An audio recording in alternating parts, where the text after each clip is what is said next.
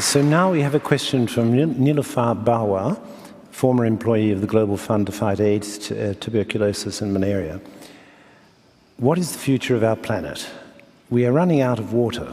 The glaciers are melting. What happens when we run out of water? Will mankind and life go extinct on Earth? We are not running out of water. Million years ago, how much water was there on this planet? Still the same amount of water is here.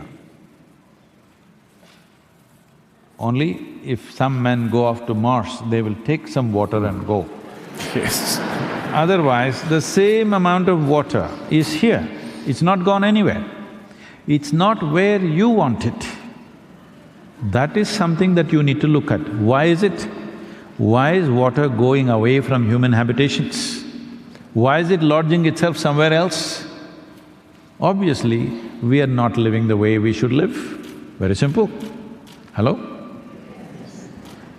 We always went in pursuit of water. Where there was a river, civilizations developed. But now water is trying to move away from us. We must be doing something fundamentally wrong. Hello? Isn't it? We are doing something very fundamentally wrong in the way we are organizing human habitations.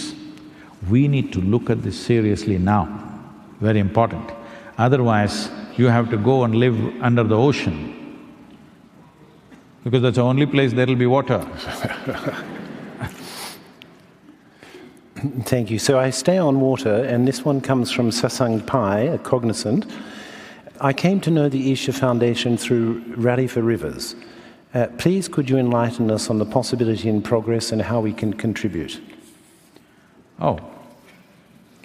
I think they showed something on the video about Rally for Rivers.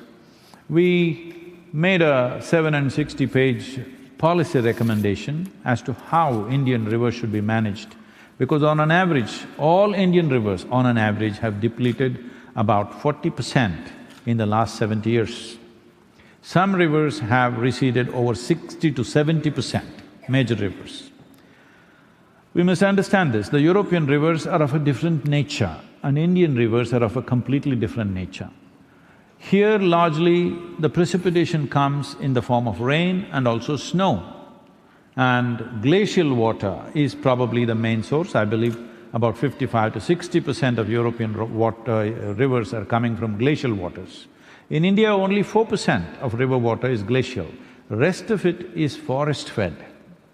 River is not the source of water in a tropical land. River is a destination into which the water comes. The only source of water we have is monsoon. And this monsoon pours down in 45 to 50 days in a year. What comes down in 50 days? All in the form of water, not in the form of snow. Because snow will pile up and stay for 2 months and slowly melt and trickle into the land. That is not how monsoons come. Monsoons come like a torrent of water, all liquid. So how do we hold it? We were holding it because there was substantial vegetation everywhere. So vegetation and the richness of the soil held it and slowly let it go in the form of streams and rivulets which all joined together and became a river. But we have removed green cover in such a way, if you have flown over India, if you fly from Delhi to Chennai or Bangalore, if every 5 minutes you look down, it looks like one brown desert, except for the Western Ghats and a few patches here and there, rest is all farmed totally. Because there is no vegetation and there is no richness in the soil, we are not able to hold the water. When the rains come, there is flood, otherwise there is drought. At the same time, at the upper regions of the river, there is flood, the lower regions of the river, there is drought at the same time, at a given time. This phenomena is happening mainly because of removal of vegetation. To what extent means you must understand this. For example, Ganga Basin, where it accounts for 25% of India's geography, 33% of India's agriculture, we have removed 92% of green cover in the last 60 years. What's the plan? So Rally for Rivers mainly is pushing towards putting back at least 1/3 of the green cover back on the Indian subcontinent. So right now, as a sample of that, we are doing one short river which is 54 kilometers, which unfortunately became notorious as the suicide capital of India, which is called as Yavatmal in Maharashtra, where maximum number of suicides happen. Almost every third family we meet has had a suicide in their families. So, we have taken this up hands-on project, where recently the cabinet approvals have happened and we are working on the ground. Our volunteers are meeting every family. 9,600 families in the Yavatmal region are being contacted and given a cell phone number. In case of any distress, they can get back to us. The fundamental is to change them from regular farming where there is no scale. They're just scratching land which is 2 acres, 3 acres per family. They cannot invest enough in a 2-acre land. If they invest, they become debt-ridden and drives them towards suicide. So we are seeing how to make them an integrated way of approach and also towards agroforestry, which will revive the river. A larger project that's coming up, which all of you can participate in whatever way you can, because we need a big push for this, is called Cauveri Calling. Cauvery is a river which flows mainly between two southern states, Karnataka and Tamil Nadu. These two states have been at war with each other as to who should drink more Cauvery water. See, if there were 2 glasses of water for both of us, we will drink our water and be nice to each other. Suppose there's only 1 glass of water between the two of us, we're nice people but we'll fight. Yes or no? Probably. But Yes, I'm sure you won't. No, if there's no water, I will also fight. I'm saying, people will fight, isn't it? Because of scarcity, people will fight. Even nice people will unnecessarily clash with each other. This is what has been happening. Here we have removed 87% of the green cover. Cauvery is very dear to me because I grew up around this river. Once I floated down this river for 13 days on just 4 truck tubes and a few bamboos. I lived off the river. In my experience, I never saw this river and fantastic forest that was around as natural resource. I always experienced this as a life larger than myself. It's a much bigger life than you and me. And it has been there before you and me and it should be there after you and me. But right now we brought it to a place where it may not be there. What's been there for 1,000,000 years may not be there for the next generation. We are bringing it to that place. Right now the scientific studies show Cauvery has depleted 46%, but I don't agree with this because they are taking the monsoon flow also as the volume of water. If you leave the monsoon flow, if you just go and see the river after October, in my eyes, it seems like it's 25 to 30% of what it was when I was a child around that place. So it's depleted so sharply, it's been troubling me.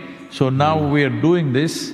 This is a rally of a different kind. The Rally for Rivers was purely an awareness because river is a concurrent subject in India between the central government and the state government. We wanted to bring that concurrence, which we managed for the first time. The 16 states at that time were ruled by 6 different political parties. For the first time, they came together on one cause. Otherwise, opposition parties have always been, whatever one says, the other will say just the reverse of it. This is how it's been. But they came together and spoke in one voice, which itself was a tremendous thing.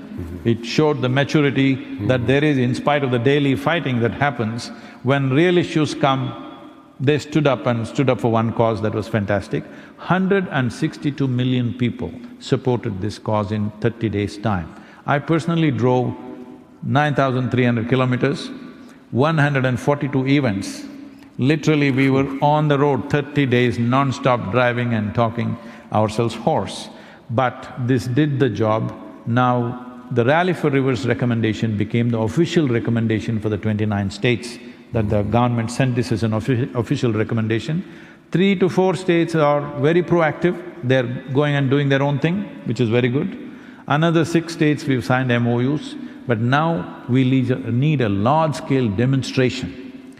See, the important aspect of this is, we are shifting farmers from 3-month, 4-month crop pattern to agroforestry, which will multiply the farmer's income. Right now, we have transformed 69,000 760 farmers into agroforestry, and their incomes have multiplied 5 to 8 times in a matter of 10 years' time.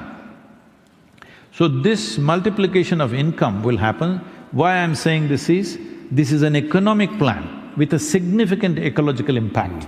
That is what is important, because the moment you talk ecology, all the businesses become cautious because these guys are going to come and bash us. All ecologists or ecological activists always trying to hit some industry or some business. So this is what I want to change, and this is what we have successfully changed, is economy and ecology have to go hand in hand. If you pit one against the other,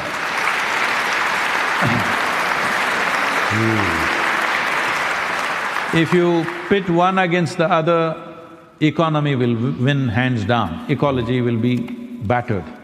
So that is what has been happening, especially now in India, because we are looking for an economic surge. We are talking about becoming a $5 trillion economy. When we go like this, there is a possibility ecology could be trampled. So we are working with the governments because it's very, very important. This is something always, at least in India, the people who represent ecological concerns have never worked with the governments, always against the government. If you're serious about doing something, you have to work with the government. There's simply no other way. Well, there may be compromises because they have their own concerns, they have their own political and budgetary issues, and various other dimensions are there, not just some ideal that we hold. So this is a new trend that we have created, that ecological concerns are not of… People have always treated like this. Economy is today's concern, ecology is tomorrow's concern. I'm saying ecology and economy are today's concern and they have to go hand in hand. So if you want to support in some way, Cauveri Calling will start in September. Just to tell you how it is being done, this time we are on a motorcycle. A group of us are riding down 1,500 kilometers, nearly 1,500 kilometers down the river, camping on the river, creating about 35 events along the way. We are asking for the governments to give an incentive for farmers to shift from regular farming, which destroys riverine terrain, into agroforestry. This is yet to happen. Both the governments are examining the budgetary proposals that we have given. Whether it comes through or not, if it comes through, we will go propagating the benefits the government is offering, the incentives. If it doesn't, we use it as a people's movement to push the government towards that policy. But this has to be done now. What I see is, if we don't do this in the next 12 to 15 years' time, I think particularly southern region, right now it is the most water-distressed region is Tamil Nadu, and it's also entering Karnataka in a big way. I think it's a clear manifestation, we don't care a damn about our children and their children, how they live here. It's a very clear statement as far as I'm concerned. I don't want to leave that statement. Thank you.